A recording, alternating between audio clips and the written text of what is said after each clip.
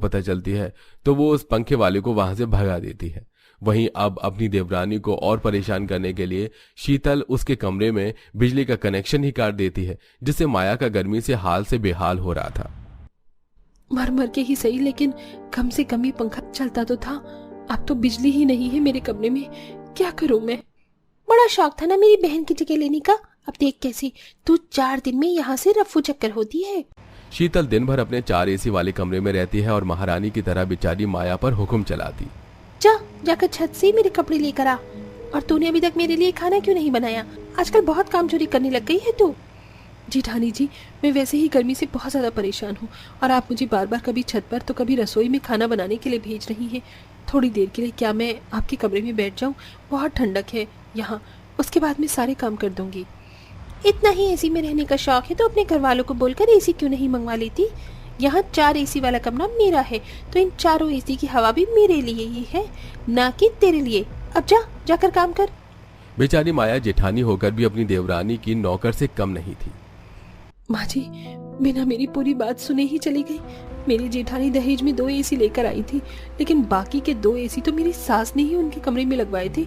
मेरी सास मेरी जेठानी के कमरे में 2 एसी लगवा सकती है, लेकिन मेरे लिए एक नया पंखा और कूलर नहीं ला सकती। ऐसे ही कुछ दिन गुजर जाते हैं। 4 एसी वाले कमरे में रह रहकर अब शीतल थोड़ी देर के लिए भी अगर अपने कमरे से बाहर निकलती तो उसके लिए वहां रहना बहुत मुश्किल हो जाता। बाप रे बाप, कितनी ज्यादा गर्मी हो रही है हॉल में। मैं तो 2 मिनट भी नहीं रुक सकती। वापस जा रही हूँ अपने 4 एसी वाले कमरे में। अरे बहू, पूरा दिन कमरे में पड़ी रहती है, पूरे कमरे को तूने शिमला बना दिया है। जरा उठकर हाथ पैर भी चला लिया कर। मुझसे इतनी गर्मी में काम नहीं किया जाता। आपकी छोटी बहू है ना, उसे बोलिए। काम चोरी करने के साथ साथ अब आए दिन शीतल की तबीयत भी खराब रहने लगी थी। कभी उसे डिहाइड्रेशन की प्रॉब्लम होती तो कभी उसे बुखार चढ़ जाता।